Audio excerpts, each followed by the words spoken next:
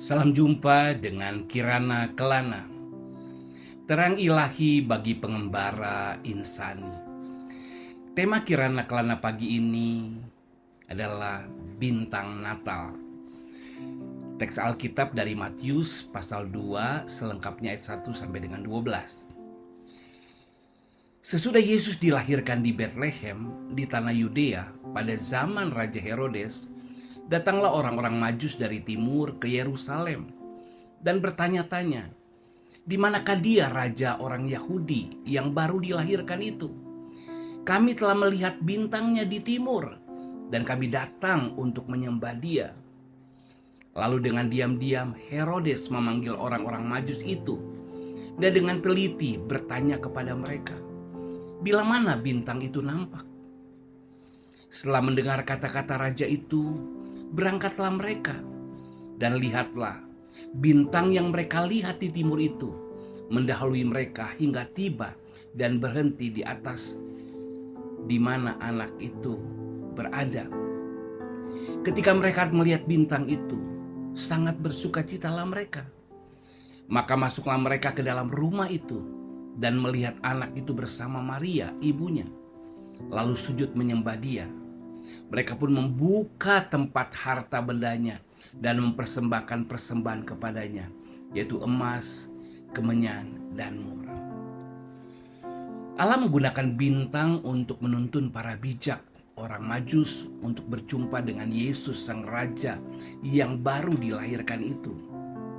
Orang sekarang menyebutnya bintang Natal atau bintang Bethlehem. Ada juga yang menyanyikannya Hai Bintang Timur. Dahulu orang mengira itu komet Halley yang muncul sekitar tahun 11 sebelum Masehi, atau Saturnus dan Jupiter yang tampak cemerlang di tahun 7 sebelum Masehi, atau sekitar 5-2 sebelum Masehi muncul bintang angin yang disebut Mesori dan Sirius. Ada juga yang mengaitkan bintang itu dengan nubuat firman Allah perjanjian lama. Aku melihat dia, tetapi bukan sekarang. Aku memandang dia, tetapi bukan dari dekat. Bintang terbit dari Yakub, tongkat kerajaan timbul dari Israel. Kita tidak mengetahui bintang apa itu sesungguhnya, karena kisah orang Majus dan bintang memang berbentuk narasi puitis. Namun di balik narasi puitis ini ada pelajaran menarik jika kita melihat prinsip hadirnya bintang yang menuntun orang Majus berjumpa dengan Yesus.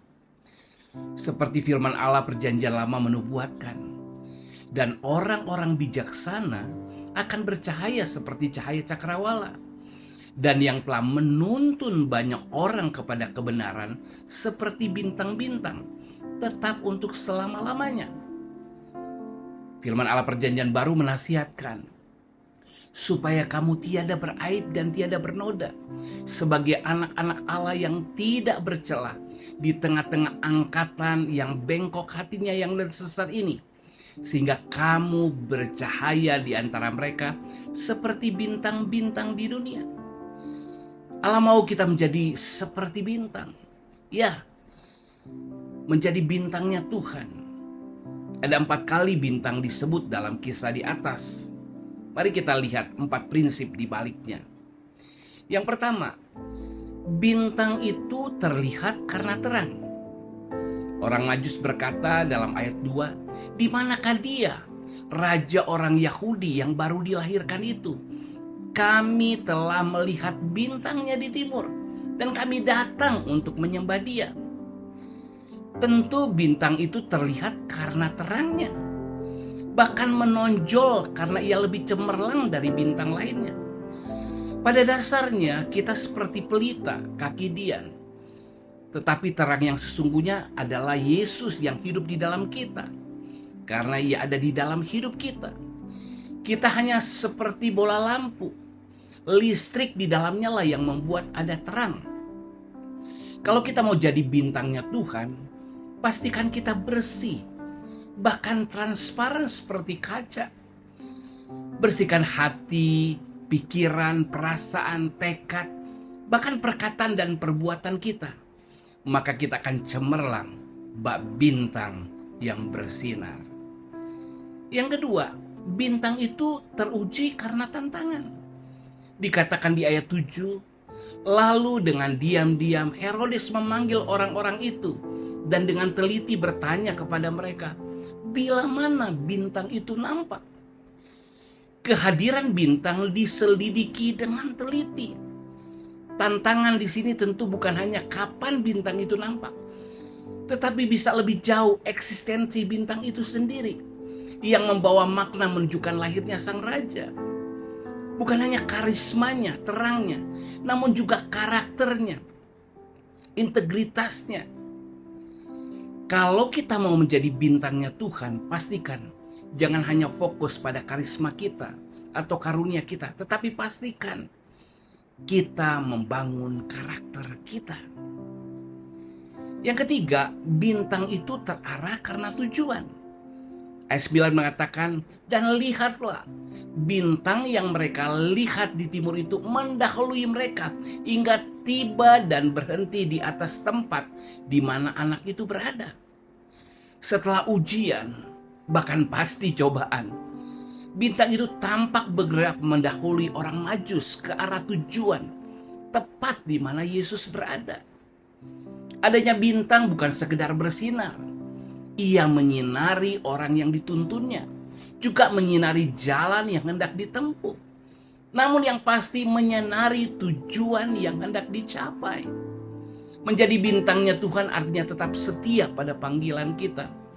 Dan itu diawali dengan mengetahui dan menjalani visi misi yang Tuhan tetapkan dalam hidup kita. Yang keempat, bintang itu teruji karena tuntas.